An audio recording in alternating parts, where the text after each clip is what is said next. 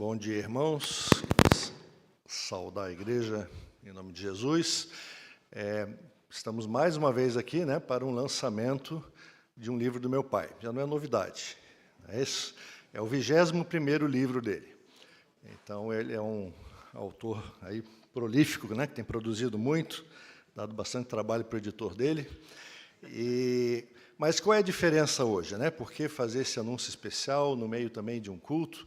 Porque nós estamos também dando graças a Deus por essa iniciativa do nosso presbitério, que na reunião passada aprovou esse projeto da nossa secretaria de ajudar os pastores, presbíteros e crentes das nossas igrejas, do nosso presbitério, a publicarem as suas obras, a um custo mais baixo e de uma maneira mais fácil, mais significativa. Então, esse é um projeto do Presbitério de Florianópolis. Vocês podem, talvez não com muita nitidez, mas depois vocês poderão ver também no livro o logotipo aqui das publicações do Presbitério de Florianópolis. Então, esse é o primeiro volume desta série, que pretende também publicar outros pastores, outros presbíteros, outras pessoas que queiram publicar por esse selo editorial.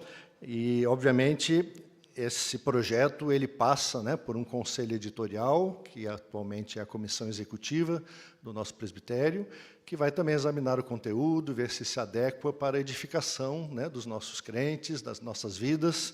E nesse ano, então, já temos 2 livros aprovados. Esse é o nosso primeiro, que fazemos, então, esse anúncio com a graça de Deus e para a glória de Deus, nós conseguimos publicar o primeiro volume dessa série. Esperamos que seja uma longa série com volumes de muitos pastores aqui da região. E esse livro específico, ele é um resgate histórico, obviamente, do nosso decano, o pastor mais antigo e que mais tem trabalhado aqui, no Presbitério de Florianópolis, pelo menos que ainda está conosco, obviamente, me refiro ao meu pai, e com seus 60 anos de ministério, ele publicou lá atrás, em 79, ele terminou a sua dissertação de mestrado, e o tema da sua dissertação foi esta igreja. Foram os primórdios dessa igreja. Então, nós resgatamos esse trabalho de pesquisa, de entrevistas que ele fez com diversas pessoas da igreja, os anciãos daquela época, acredito que todos eles já até falecidos, mas realmente é um trabalho de 45 anos atrás, um pouco mais até pelas entrevistas, pelos tempo que levou para as suas entrevistas. E esse trabalho, obviamente, até fundamentou aquela outra obra que vocês já conhecem, lançada há 5 anos atrás, dos 120 anos da igreja. Agora a igreja já está completando 125 anos, e nós temos aqui, então, um resgate histórico. O livro, obviamente, passou por algumas adaptações na linguagem, O autor, como todo bom autor, ele revisou todo o texto, ele ampliou algumas coisinhas, Como todos nós fazemos com os nossos trabalhos. Então, é um livro que é uma memória histórica, que vai mostrar como era a vida no começo do século XX dessa igreja, como é que essa igreja se levantou, quem foram os personagens, o que aconteceu para que essa igreja estivesse aqui hoje. Então, nós temos aí os primeiros 32 anos de história. E, por isso, é uma obra importante, e que vai falar também de algumas famílias, algumas sequências e pessoas que ainda estão aqui no meio da igreja. Então, fazemos esse lançamento, mais uma vez, dizendo assim que é uma alegria estarmos aqui. O autor pretende lançar mais ainda uns 20 livros, até o final da carreira, Então, nós vamos continuar aqui persistindo e voltando aqui para mostrar para vocês esses livros aí. Tá bom? Que Deus abençoe a todos. Muito obrigado.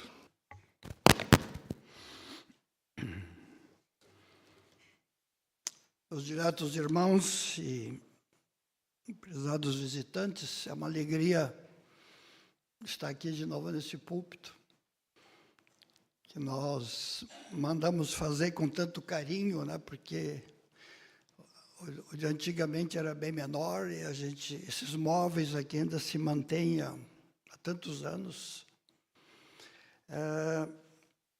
mas a gente precisa falar um pouquinho da história. O sermão está ligado à história, mas eu acho que é uma questão de prestar uma homenagem, porque nós fomos lá nas raízes da história da nossa igreja, né? Aquele historiador, pesquisador e meio arqueólogo, que ele vai buscar as raízes, e nós conseguimos raízes interessantes, que talvez vocês não conheçam, e que estão ali no livro. Uma delas é que eu conheci muitos filhos e netos dos fundadores, mas hoje aqui nós temos, pelo menos que eu estou vendo, 2 netas de fundadores, dos fundadores, que eu gostaria de mencionar para as pessoas mais novas, da geração que está chegando, possam lembrar. Às vezes a gente fala tanto de patrimônio histórico, patrimônio imaterial, patrimônio cultural. O patrimônio espiritual também vale. Eu não estou querendo promover as 2 irmãs a serem patrimônio, mas é uma bênção. Uma delas é neta do fundador Getúlio e Maria Cavalcante, Getúlio Braga e Maria Cavalcante, que é Maria Albertina Braga, que vocês conhecem como Mariazinha. Acho que ela é bem conhecida, né? Aí a Mariazinha. Essa é neta de um dos fundadores. A família Braga foi muito importante aqui. Em Criciúma também, um dos filhos foi presbítero há muitos anos. E uma família grande. Outra neta de um dos fundadores é Elisete, a nossa pianista, a irmã dela, Elizabeth, e aí outra irmã, Eliane, né? Então, são as 3 netas do fundador Gervásio Pereira Luz, família Luz. E um deles, que não está conosco hoje, eu creio, mas também ele é neto, é o Murilo. Murilo Luz Costa. Vocês conhecem o Murilo? O Murilo sempre esteve aqui conosco, parece que hoje mora em Rancho Queimado, né? Mas ele participou muito tempo aí com vocês. Então, essas pessoas fazem parte, assim, diretamente da história. Mas logo na segunda geração, e eu quero mencionar porque esses eu conheci os pais e convivi com eles, irmãos que estão aqui e que lembram a vida da gente. Logo em seguida, depois da fundação da igreja em 1901, muitos começaram a aderir à igreja. Depois eu vou dizer o motivo. A igreja cresceu rápido. E nós tivemos o Adalberto Ribas, casado com Francisca Ribas. E só o Adalberto é interessante, ele estava passando lá em frente à igreja, diz ele, no histórico da família, que ele ouviu um hino cantar, ele passou ali pela rua, próximo do mercado público, estavam cantando o hino, ele subiu, curioso para saber o que era, gostou da mensagem, gostou do hino, e ele chegou em casa e disse para a dona Francisca, olha, chama a nossa religião hoje. Já sei onde nós vamos. Levou todo mundo para a igreja lá.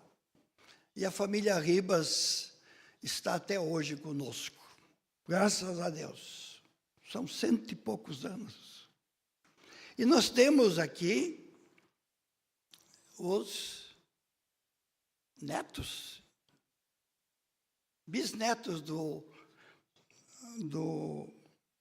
Aderbal Ribas e Francisca. Nós temos o Nelson, né, filho da dona Zoé, que era neta do Adalberto e Francisca. Nós temos a Norma, irmã do Nelson. Os outros irmãos, né, não estão aqui, mas fazem parte. E nós temos a Lenita. Né? A Lenita também, os pais do Nelson, é Pessoa, né? A gente conhece como Nelson Pessoa, né? Mas tem o Ribas aí no meio, a mãe dele, Norma, e mesmo o nome da filha, né, Norma? E a Lenita, dona Nair Ribas, né? Tinha um departamento aqui na igreja da SAF, Francisca Nair Ribas, lembram? Essas mais antigas, era justamente a dona Francisca e a filha Nair, que é a mãe da Lenita, que está conosco aqui. Então, irmãos, isso faz parte da nossa história. Agora, tem um nome que ele não aparece no histórico, porque ele não se tornou membro da igreja, mas ele participou desde o começo. E esse homem foi importante aqui. É o coronel Fernando Caldeira de Andrada. Vocês ouviram falar desse homem. Um ex-combatente da Guerra do Paraguai, voltou para Florianópolis, foi promovido a major, assumiu o comando da Polícia Militar em 1778, 79. Depois se tornou coronel, ficou em Florianópolis. E logo que chegou o missionário presbiteriano, ele começou a assistir. E ele levou muita gente para lá. A igreja no início era conhecida como a igreja dos militares, porque o ex-comandante coronel presente, ele levou muitos alferes, consta ali no diário, os alferes eram os tenentes. Né? E além disso, quem frequentava a igreja na época, no começo, era a esposa do coronel Fausto Augusto de Souza. Vocês sabem o que foi Fausto Augusto de Souza? Ele foi presidente da província de Santa Catarina em 1888. Foi ele que recebeu o primeiro presbiteriano que pisou aqui na nossa ilha. O primeiro presbiteriano que pisou aqui na ilha foi George Chamberlain, o fundador do Mackenzie. Ele estava vindo com uma carta de recomendação de Dom Pedro II. Porque Dom Pedro II era amigo dele, e ele disse, olha, lá na ilha do Desterro, se chamava, né, a Nossa Senhora dos Desterro aqui. Tem um ex-padre, poliglota, doutor em teologia e filosofia, escondido lá num sítio. Porque ele desistiu de tudo, por questão de saúde, não quis mais nada. Mas ele é famoso, já tem várias obras escritas, e o imperador sabia disso. E o Chamberlain veio de navio de lá para cá. Por isso que a capa do livro é o Porto, porque por ali que tudo começou. E o Chamberlain chegou ali, não sei como, depois de viajar de Santos para cá, devia ser uma viagem longa, né? Pegou algum outro barco, foi até o sítio onde morava esse ex-padre, Francisco Santos Saraiva, encontrou com ele, vivia lá meio sozinho, tinha casado por aqui, estava com 2 filhos, disse que não ia sair mais daqui do sítio, mas conseguiu convencer um homem que falava 5 línguas na época, grego, hebraico, latim. Ele era um homem, era poliglota mesmo. E o Chamberlain conseguiu convencer o Santos Saraiva para ir para o Mackenzie. Porque eles estavam fundando lá o Mackenzie College e o início da universidade. E ele foi professor lá, o Francisco Santos Saraiva. E o filho dele também, Eliésio Santos Saraiva, que depois voltou e trabalhou aqui na igreja até o final da vida. Então, essas histórias, irmãos, são importantes, porque a gente vê que há uma ligação, Deus foi abrindo o caminho. E por que isso? Porque foi muito difícil a igreja presbiteriana entrar aqui na ilha. Mas Deus colocou uma proteção. Eles tinham medo de fazer qualquer coisa na igreja presbiteriana, porque tinha o coronel Fernando Caldeira de Andrada para enfrentar.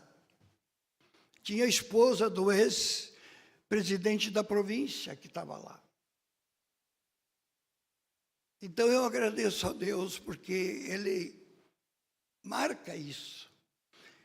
E isso, indiretamente, eu lembro porque aqui nós temos o coronel Almir, que trabalhou também tanto tempo, né, no Corpo de Bombeiros, foi comandante de algum destacamento, está aqui conosco. O avô dele é muito meu amigo, Eulálio, a dona Luísa. Quantas histórias contaram ao Almir? Dessa vida difícil aqui. E nós temos aqui do nosso pastor, o pai dele, o coronel Carlos Alberto Santiago, que também se tornou amigo nosso e conseguimos convencê-lo a se tornar pastor, né? Depois que se aposentou ali no Corpo de Bombeiros, Carlos Alberto se tornou pastor e agora é nosso colega jubilado. Né? E outro lá é o Alcântara, né? O marinheiro famoso que se aposentou. E um dia ele disse: pastor, eu fui soldado tantos anos, marinheiro, eu quero ser soldado de Cristo agora. Eu quero me preparar para ser pastor. E o Alcântara se preparou e é o nosso pastor jubilado.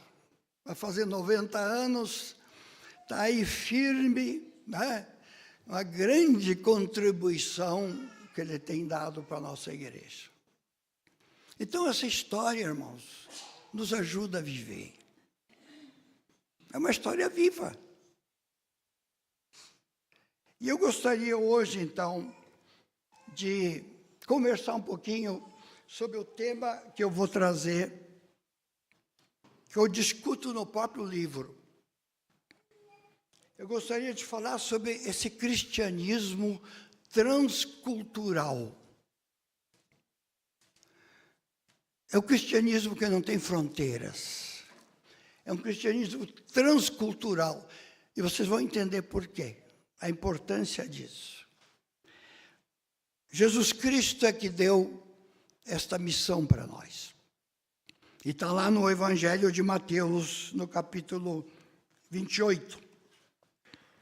Texto tão conhecido, né, de todos nós.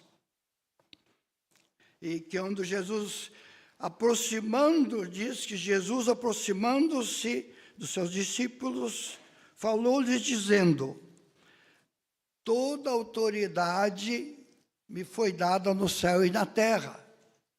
Portanto, vão, façam discípulos de todas as nações, batizando-os em nome do Pai, do Filho e do Espírito Santo, e ensinando-os a guardar todas as coisas que tenho ordenado a vocês. e eis que estou com vocês todos os dias até o fim dos tempos. Esse desafio de Jesus foi muito grande. Foi um dos mais difíceis para ser assimilado. Por quê? Porque os judeus pensavam que eles eram os eleitos, os escolhidos de Deus. E quem não fosse judeu não ia para o céu. E Jesus disse, não, não é assim, o reino de Deus não é assim, não. Não tem um cantinho só para uma raça, ou só para um grupo. Jesus diz, olha, o reino de Deus é para todos, vocês vão sair por todo o mundo. E fazer discípulos de onde? De todas as nações. Mas foi difícil, irmãos, porque os próprios apóstolos não conseguiram entender. Quando os gentios começaram a se converter, gentil era aquele que não era judeu. Quando outros começaram a entrar para a igreja, os discípulos se fecharam. O apóstolo Pedro foi um deles, o líder. Quando aquele cidadão romano Cornélio, disse, olha, eu recebi uma visão de Deus e eu gostaria de falar com alguém que fosse cristão. E Pedro disse, eu? Nunca. Vou falar com um gentil, vou falar com um pagão? E você sabe a historinha do Pedro, né? Aquele sonho que ele teve. E Pedro disse, eu não me misturo com esse povo aí, não. E Pedro teve que baixar a cabeça e dizer, sim, Senhor, eu vou lá. E Cornélio se tornou um grande cristão na época. Às vezes é difícil, irmãos, você colocar na cabeça que o cristianismo não é só para você, não é só para a sua família, não é só para o jeito que você pensa, mas é para o reino de Deus. E isso eu descobri, meus irmãos, aqui na nossa ilha do Desterro, quando o nosso missionário chegou aqui. A ilha já tinha 3 cristianismos aqui. Tinha o cristianismo trazido pelos portugueses em 1768, 69. Depois tinha o cristianismo trazido pelos imigrantes alemães, os luteranos, em 1829. E depois tinha o cristianismo trazido pelos gregos, em 1883. Todos se consideravam cristãos. Os portugueses representando o catolicismo romano. Os alemães representando os luteranos da Reforma Protestante. E os gregos representando a Igreja Ortodoxa, que se considera cristã. Mas o que houve de diferente? Que de repente chegou um americano, seria o 4º grupo cristão, e esse americano mexeu com a ilha. Irritou todo mundo, irritou o padre. O Monsenhor Top ficou uma fera, porque ele era o dono aqui da ilha e da catedral, da matriz na época. Ele não aceitava esse americano aqui. Mas ele não pode fazer nada. Porque o americano, ele veio com um cristianismo diferente. Notem bem. Os portugueses vieram impondo o cristianismo do catolicismo romano, do jeito deles, da interpretação deles, com uma Bíblia em latim. O povo não tinha acesso. A única pessoa que podia interpretar o texto bíblico era o padre, o pároco. Eles não tinham contato. Eles tinham que ir para a igreja perguntar para o padre como é que era, porque eles não entendiam. Os luteranos vieram com a Bíblia também na mala, só que vieram com a Bíblia em alemão. Os cultos eram em alemão. As reuniões eram em alemão. Eles se fecharam. Muitos foram lá para Santa Maria da Imperatriz, para São Pedro de Alcântara, outros ficaram na ilha. Mas era uma comunidade deles. Chegaram os gregos, os comerciantes famosos. E se a gente olhar bem na história, o primeiro grego que chegou aqui em 1883 foi o Nicolau Savas. Eu não pesquisei, mas eu sei que nós tivemos família Savas aqui, né, na igreja, e no Estreito também, né? Que são dessa origem grega, e ainda existem muitos gregos aqui na igreja. Eles eram os famosos comerciantes da ilha.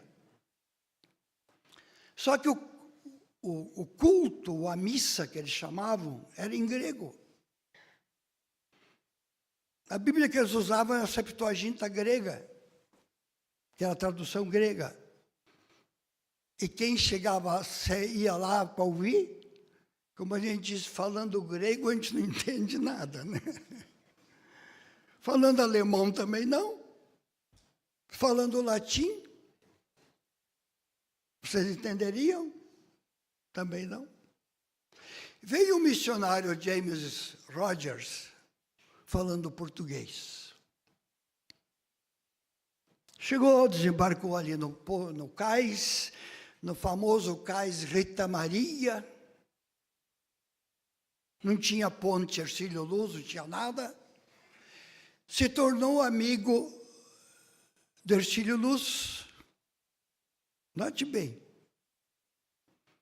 Hercílio Luz estava começando ainda a vida política dele, como engenheiro, aquele sonho de ligar a ilha ao continente, e foram amigos. E o que fez o Rogers, o missionário?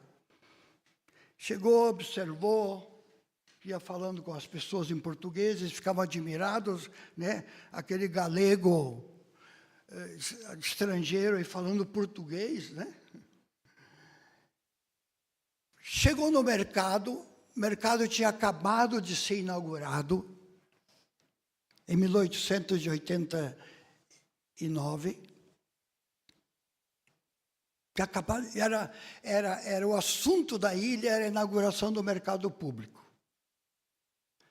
O missionário chega na esquina do mercado, da rua Conselheiro Mafra, com a Jerônimo Coelho, ele aluga uma sala, um sobrado. E começa a reunir ali cantando hinos, chamando as pessoas, convidando. E as pessoas foram chegando, dizendo, olha, é um cristianismo que fala português, que fala a nossa língua. É isso que eu queria falar desse cristianismo transcultural. É aquele que fala a língua do povo. Aquele que chega não para impor uma cultura, mas para transmitir uma mensagem. E então, 3 coisas importantes, irmãos, eu vou falar rápido, porque história tem muita coisa, né? Primeira coisa importante que o missionário pensou, divulgar a Bíblia em português. Ninguém tinha Bíblia em português. Ouviam falar da Bíblia. E ele começou a distribuir folhetos.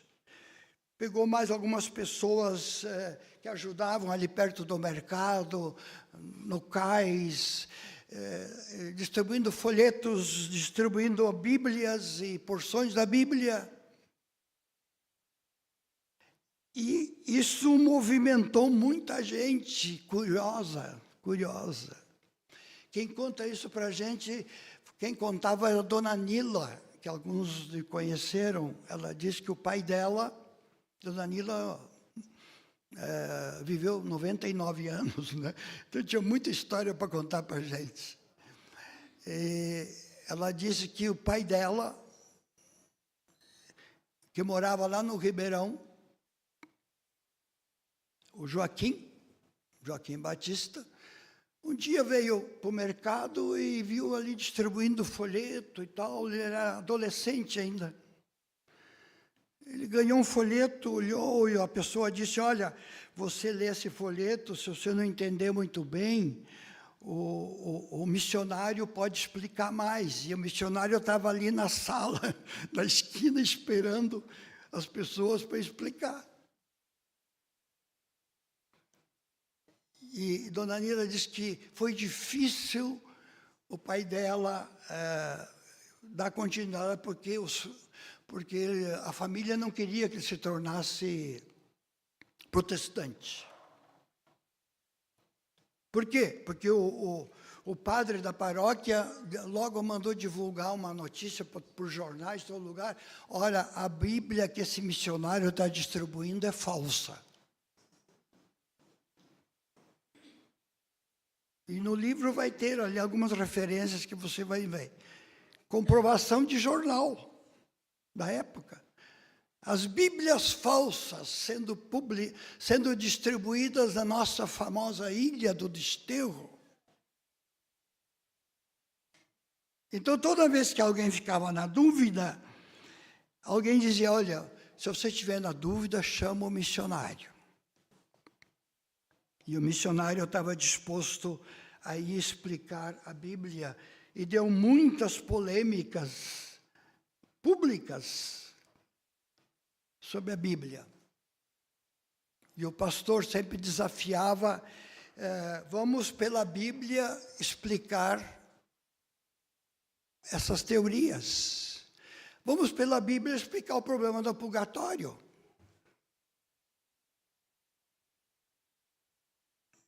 Vamos pela Bíblia explicar o confessionário.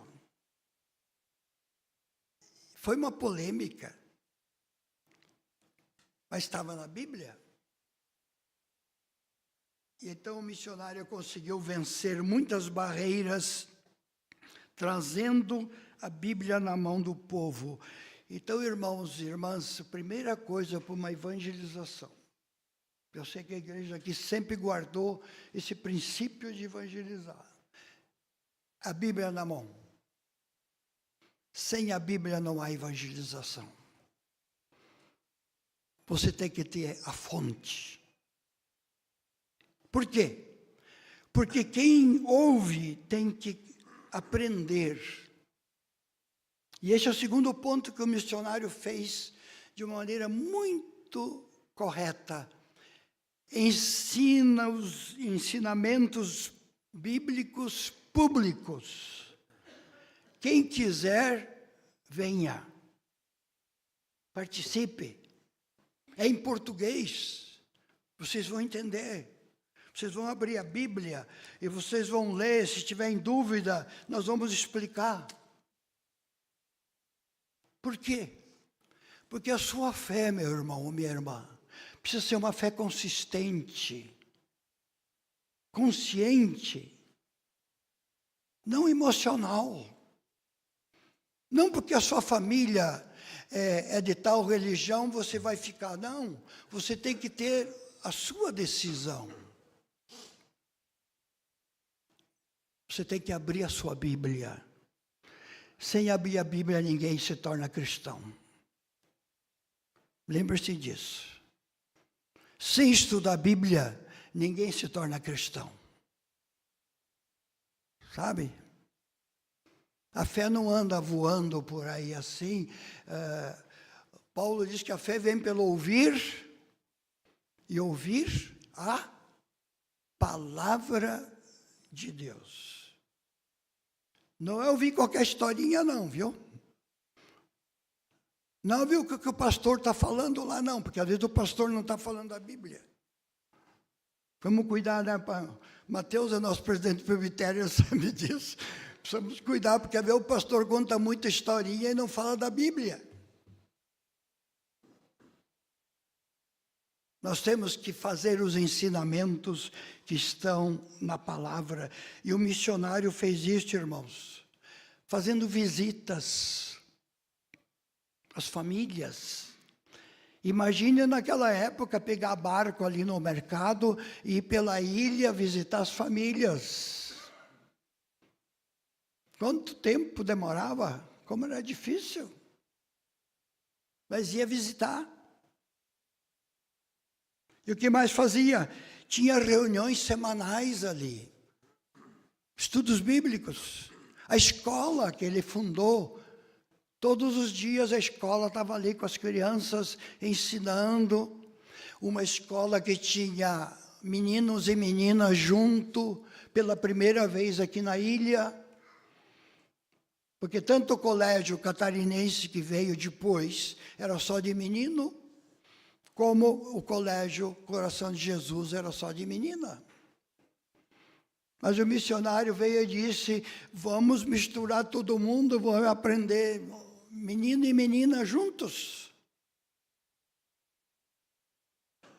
E eles colocaram a escola aqui, todo dia ensinando a Bíblia, devocional, estudos. Outra coisa importante que eles fizeram para o ensino bíblico foi as reuniões com senhoras, que não existia. Era a reunião constante com as senhoras que começavam a participar. Foi aí que nasceu a SAF, em 1903. Porque as senhoras eram convidadas à tarde para ir lá no casarão próximo do mercado, estudar a Bíblia, cantar, ouvir as histórias, se reunir, fazer trabalhos práticos. Então, o missionário envolveu realmente as pessoas na igreja. Eu me lembro de uma história que a avó do Almir contava, a dona Luísa. Disse, ela chegava lá e dizia, pastor, o senhor não sabe, mas nós tivemos aqui um pastor, ele era muito preocupado com a gente, com as famílias. Quando ele não via ninguém na igreja no domingo, segunda-feira ele já batia cedo na casa lá, na porta, para perguntar o que houve, algum problema com vocês? Ela dizia, olha, ninguém podia faltar à igreja, porque senão segunda-feira o pastor estava lá batendo na porta. Vou combinar com o Edson para fazer isso. Você já pensou se o pastor Edson e o Mateus começar a mandar WhatsApp para vocês? Hoje visita não está tanto assim, né? Mas um WhatsApp, um telefone. Oh, por que você não veio ontem? Algum problema? Eu posso aí fazer uma visita? Olha, eu acho que seria um bom curativo espiritual, viu? Despertaria muita gente que anda meio dormindo, não é? Mas era assim, meus irmãos. A igreja viva. E o que o missionário ensinou pela terceira vez? A vida cristã que vocês estão tendo é uma vida diária. Todos os dias, vocês têm que viver o cristianismo. Então, ensinou a leitura bíblica diária, as devocionais, as reuniões. E eu me lembro de um testemunho de uma das moças que frequentava a igreja aqui, da família Sena Pereira. Ele foi um líder aqui na cidade, teve colégio, Sena Pereira, né? E a Maura Sena Pereira era uma menina muito inteligente. Ela escreveu muitas coisas, jornalista, ela foi da Academia Catarinense de Letras, e ela tinha uma Bíblia de infância que ela ganhou. Ela conheceu esses missionários. E ela disse que quando chegava em casa, o pai delas tinha leitura bíblica todo dia, com estudos. Todo dia. Porque tinham aprendido lá na igreja. E quem conta também contava essa história é a avó da Elisete, que escreveu o livrinho lá. Ela diz, olha, eu com 8 anos ia lá, eu gostava de ver um missionário, porque ele falava bem, cantava bem, falava em português. E ela disse, lá eu vi o tio Fernandinho, que ela chamava. Ela ficou surpresa, ela tinha 8 anos na Gilete, hein? Ela viu o chamado tio Fernandinho, que é o Fernando Caldeira de Andrada, com o filhinho dele, pequenininho, o Laércio Caldeira de Andrada.